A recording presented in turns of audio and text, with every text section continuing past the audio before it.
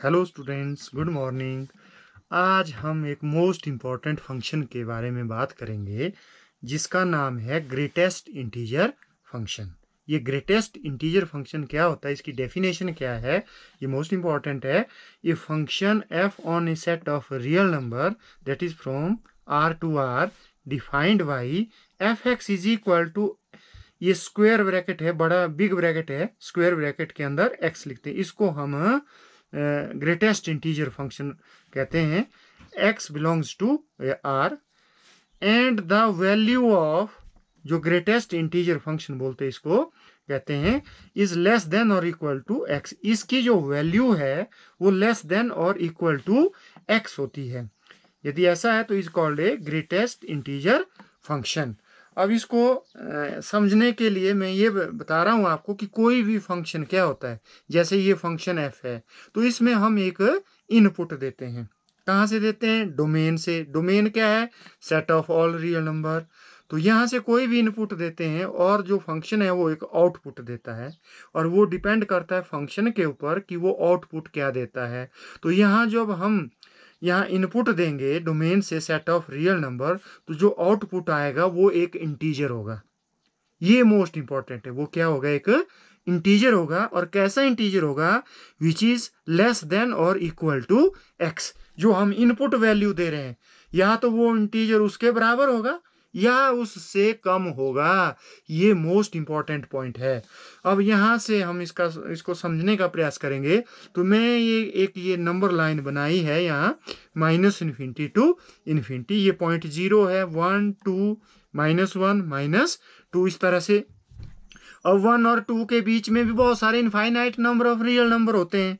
तो जैसे 1.1 1.2 1.3 1.5 1.9 इस तरह से। जैसे ये 0.1 0.3 है, सो ऑन 0.9 है। और नेगेटिव नंबर जैसे -0.2 -0.5, फिर -1 आ गया, फिर -1.2 इस तरह से। ठीक है। अब जैसे हम इमेज निकालेंगे इसका, जैसे अब इसको बड़े ध्यान से समझना है आपने। जैसे यहाँ मैं निकाल रहा हूँ F1 का इमेज क्या होगा? यहाँ 1 लिखा। तो इसका जो आउटपुट होगा वो क्या होगा? एक इंटीजर होगा। तो 1, ये तो 1 इंटीजर ही है, तो ये इसका आंसर 1 होगा। ठीक है। 0 एक इंटीजर है, तो 0 का इज इक्वल टू 0। 0.1 ये एक इंटीजर नहीं, तो आउटपुट तो इंटीजर आएगा। तो इंटीजर कैसा होगा? इंटीजर होगा लेस देन और इक्वल टू एक्स, मतलब इसके बराबर या इससे पीछे। तो 0.1 से कम इंटीजर कौन सा है? तो 0.1 ये आया, तो इससे कम इंटीजर 0 है, तो इसका आउटपुट 0 आएगा। जैसे आपने 0.3 लिख दिया, जैसे 0.3 है तो 0.3, तो जो इसकी वैल्यू होगी वो क्या होगी? लेस देन और equal to X. Less than और इक्वल टू एक्स, इससे कम। और जो आउटपुट होगा वो इंटीजर होगा, तो वो भी 0 आएगा। जैसे 0.9 का भी 0 आएगा। 1.1 का क्या आएगा? इससे कम इंटीजर्स कौन है? 1 1। मतलब इन शॉर्टकट में आपको ये समझाऊं कि यदि 0 और 1 के बीच में कोई भी पॉइंट आप यदि एक्स की वैल्यू लेते हैं, ठीक है, तो जो आउटपुट आएगा वो आएगा उससे पीछे लेफ्ट साइड वाला इंटीजर। लिखा है ना मैंने कि यदि मैं x, जो इसकी वैल्यू होगी वो क्या होगी? लेस देन और इक्वल टू x। अब जैसे मैं x यहाँ ले रहा हूँ, x इज इक्वल टू 0.3। ठीक है। तो x है 0.3, तो इसकी जो आउटपुट होगी वो एक इंटीजर होगा। तो इससे पीछे कौन सा इंटीजर होगा? 0.3 से पीछे है 0 आपका, तो 0 आएगा आंसर। जैसे 1.9 का आंसर क्या आएगा? 1। 1.5 का क्या आएगा? 1। मतलब लेफ्ट साइड वाला इंटीजर आएगा। तो अब आप चेक करेंगे, जैसे 1.1 का क्या आएगा? 1.1 के लेफ्ट साइड कौन सा इंटीजर है? 1 है। 1.5 के लेफ्ट साइड भी क्या है? 1। 1.9 के लेफ्ट साइड भी क्या है? 1। 2, तो ये अपने आप में इंटीजर है, इज इक्वल टू, इसका आंसर 2 आएगा। जैसे 3.9, 3.9 के लेफ्ट साइड। अब यहाँ नेगेटिव नंबर लेते हैं, जैसे -0.1। तो -0.1 कहाँ आएगा? यहाँ जैसे आएगा माइनस, तो इसके लेफ्ट साइड कौन सा इंटीजर है? तो -1, तो इसका आउटपुट आएगा -1। जैसे -0.5 कहाँ है? यहाँ, तो इसका कौन सा आएगा इंटीजर? -1, लेफ्ट साइड वाला याद रखना है। लेफ्ट साइड वाला। जैसे -0.9 का क्या आएगा, ये यहाँ जैसे होगा कहीं तो ये भी -1 आएगा। लेकिन यहाँ ध्यान दो कि यहाँ 0.9 का क्या आ रहा था आउटपुट 0, यहाँ -0.9 का क्या आ रहा है -1। क्यों आ रहा है कि -0.9 ये पॉइंट है, तो इसके लेफ्ट साइड वाला इंटीजर इसका आंसर आएगा। और 0.9 कौन सा था हमारा ये, तो इससे लेफ्ट साइड वाला इंटीजर कौन था 0, तो इसलिए इसका आंसर 0। जैसे -1.9, 1.9 का है कहाँ आएगा, ये लगभग यहाँ आएगा, तो लेफ्ट साइड कौन सा टर्म आएगा -2। तो मेरे को लगता है आप इस तरह से समझ गए। जैसे -3.9 है तो इसके लेफ्ट साइड कौन सा आएगा -4। और -1 तो अपने आप में एक इंटीजर है, तो इसका आंसर क्या आएगा, इसका आएगा -1। तो ये ग्रेटेस्ट इंटीजर फंक्शन है। तो इसकी डोमेन क्या है, ये set of all real number है। और जो रेंज ऑफ है, तो रेंज क्या आ रही है आउटपुट, वो मैंने बताया कि एक इंटीजर है, तो रेंज इसकी एक आउटपुट क्या है इंटीजर। तो सेट ऑफ ऑल इंटीजर, तो range of greatest integer function होता है जेड, मतलब सेट ऑफ ऑल इंटीजर्स। ये रोस्टर फॉर्म में लिखा है 0, इस तरह से दोनों तरफ इनफाइनाइट होता है। और कोड मेन क्या है इसकी are.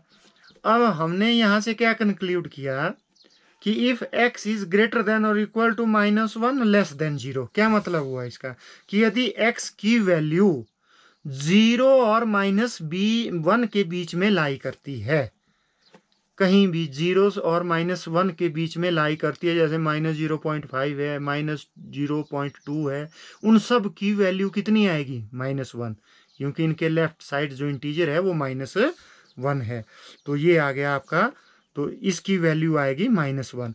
If x is greater than और इक्वल टू 0 लेस देन 1, कि मतलब यदि x की वैल्यू 0 से बड़ी है और 1 से कम है, इसके बीच में लाई करती है, तो उसका आंसर कितना आएगा 0, लेफ्ट साइड वाला इंटीजर। तो इसमें इसकी वैल्यू कितनी आएगी 0। When x is greater than और इक्वल टू 1, 1 से आगे है, 2 से पीछे है या 1 के बराबर है, तो उसका आंसर क्या आएगा 1।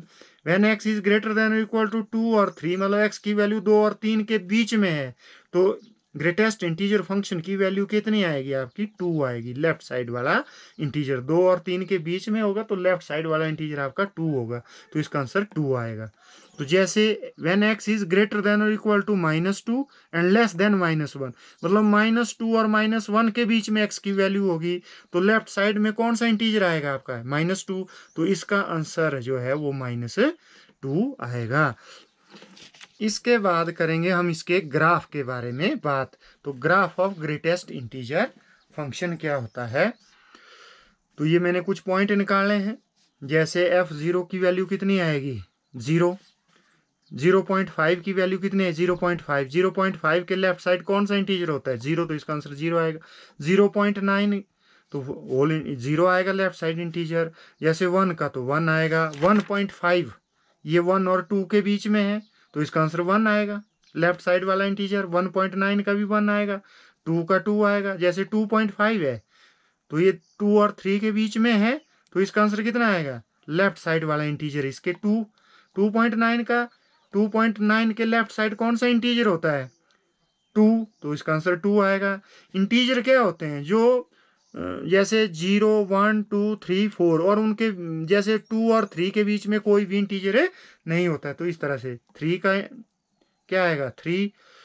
तो ये मैंने पॉइंट निकाल दिए कुछ। जैसे नेगेटिव नंबर है -0.2, ये किसके बीच में होता है, ये -1 और 0 के बीच में, तो इसका आंसर -1 आएगा लेफ्ट साइड वाला इंटीजर। जैसे -0.5 का आंसर क्या आएगा आपका लेफ्ट साइड वाला इंटीजर, तो ये 0 और -1 के बीच में है, तो -1 आएगा। जैसे ये भी -1 है, -1 का -1 आएगा क्योंकि अपने आप में एक इंटीजर है। और -1.5 ये किसके बीच में आता है -1.5, ये आएगा -2 और -1 के बीच में, तो लेफ्ट साइड वाला इंटीजर कौन सा है आपका -2, तो इसका आंसर -2 आएगा। तो -2 का -2। जैसे -2.5 ये 2 और 3 के बीच में है, तो -3 आया लेफ्ट साइड में इसके, तो इसका आंसर ये है। तो अब हम इसका ग्राफ ड्रॉ करेंगे। तो ग्राफ ड्रॉ करने के लिए ये एक्स एक्सिस है, इसकी तरफ क्या ड्रॉ करते हैं हम, ये तो अब आपको पता लग गया होगा, बहुत सारे फंक्शन पढ़ लिए डोमेन के एलिमेंट्स। और वाई एक्सिस की तरफ रेंज को ड्रॉ करते हैं हम। अब इसका जब हम ग्राफ ड्रॉ करेंगे तो कैसे ड्रॉ करेंगे आप? अब आप क्या देख रहे हैं कि जितने भी पॉइंट जीरो से, जैसे जीरो है तो zero zero zero belongs to F, तो ये पॉइंट हो गया। जैसे 0.5, जीरो और वन के बीच में जितने भी एलिमेंट होंगे उनका इमेज क्या आएगा? जीरो। उनकी रेंज क्या आएगी? जीरो। तो ये सारे पॉइंट यही आ गए। लेकिन वन की रेंज क्या आएगी? वो वन है, 1.1, वन की रेंज वन आएगी। जैसे ये देखो 1,1 बिलोंग्स टू एफ, तो ये पॉइंट होगा। तो मतलब जीरो से लेकर के वन से थोड़ा पीछे तक इन सब की जो रेंज है वो जीरो है। तो एक ग्राफ ये हो गया आपका। और वन की रेंज क्या है आपके पास? फिर वन है। वन की रेंज क्या है? वन में यहाँ एक नंबर लाइन आपको बना देता हूँ ताकि आपको थोड़ा क्लियर हो जाए। ये मैंने ग्राफ बना दिया। ये जीरो है, ये वन है, ये टू है, ये -1 है, ये -2 है। अब देखो ना, जीरो और वन के बीच में जितने भी एक्स की वैल्यू आएगी उन सब का आउटपुट कितना आएगा? जीरो। ठीक है, उनका आउटपुट जीरो आएगा। तो जैसे 0.5, तो ये सारे पॉइंट आ गए। तो एक ग्राफ ये हो गया। अब मान लो यदि वन है तो उसका आउटपुट कितना आएगा? वन ही, क्योंकि अपने आप में इंटीजर है। तो वन वन, तो एक पॉइंट ये हो गया। तो ये पॉइंट यहाँ नहीं है, तो इसलिए यहाँ मैंने इसको एक्सक्लूड कर दिया है कि यहाँ ये नहीं आएगा। तो वन वन यहाँ आएगा ये। अब वन और टू के बीच में जितने भी एलिमेंट हो गए उन सब का आउटपुट कितना आएगा? वन आएगा, लेफ्ट साइड वाला इंटीजर। मतलब वन वन की रेंज भी वन है, 1.5 की भी वन आएगी, 1.9 की भी वन आएगी। तो ये पॉइंट आ गए। टू की कितनी आएगी? वो आएगी टू। तो इसलिए टू को यहाँ मैंने एक्सक्लूड कर दिया, इस पॉइंट को, टू को। और यहाँ से पीछे ये ग्राफ आ गया ऐसे। ठीक है। अब जैसे आप टू भरेंगे तो टू का ये होगा, टू की इमेज टू, तो एक पॉइंट ये हो गया। अब टू और थ्री के बीच में जितने भी एलिमेंट होंगे उन सब का आउटपुट कितना होगा? आपका टू होगा, प्रीवियस इमेज। तो टू होगा, तो ये सब का ये सारे पॉइंट यहाँ आएंगे, इनके साथ वाले ऐसे ड्रॉ करेंगे आप। तो तीन का तीन जाएगा आगे, तो तीन को यहाँ एक्सक्लूड कर दिया, उससे पीछे ग्राफ ड्रॉ कर दिया। तो इसी तरफ से आपने नेगेटिव साइड में भी, अब देखो नेगेटिव साइड में क्या है कि यदि कोई भी वैल्यू -1 और 0 के बीच में है उन सब का इमेज क्या होगा? -1, लेफ्ट साइड वाला इंटीजर। जैसे यहाँ कोई पॉइंट है तो उसका आंसर क्या आएगा? इमेज क्या आएगा? -1। यहाँ वाले का -1, यहाँ वाले का -1, यहाँ वाले का -1। ठीक है। अब जब यहाँ जैसे आए हम इधर, तो इसका इमेज कितना होगा? -1 होगा ये। लेकिन 0 का इमेज कितना है? 0। तो उसका -1 नहीं है, तो -1 को हमने क्या कर दिया? यहाँ एक्सक्लूड कर दिया। सर्कल में थोड़ा इधर आएंगे तो उसका इमेज आ जाएगा आपका -1। तो -1, इसका भी -1 आएगा, या इस पॉइंट का भी -1 आएगा, इसका भी -1, इसका भी -1 और -1 का भी -1। तो एक ग्राफ ये हो गया। यदि -1 से आगे जाएंगे तो उनकी रेंज क्या हो जाएगी? फिर -2, लेफ्ट साइड वाला इंटीजर। तो -2 यहाँ आ गया। ठीक है। तो यहाँ आ गया, इस -2, इसको हमने एक्सक्लूड कर दिया, -1 को। यहाँ इस -1 का इमेज माइनस एक्सक्लूड कर दिया। थोड़ा इधर आएंगे हम तो ये ग्राफ ये हो जाएगा। तो इस तरह से इसका आप ग्राफ ड्रॉ कर सकते हैं। ग्रेटेस्ट इंटीजर फंक्शन का ये ग्राफ है। तो ये बहुत इंपॉर्टेंट फंक्शन था। इसके बाद हम करेंगे जो अपना +2 का है, 1 1, मैनी 1, ऑन टू और इन टू फंक्शन के बारे में हम बात करेंगे अगले वीडियो में। Thank you.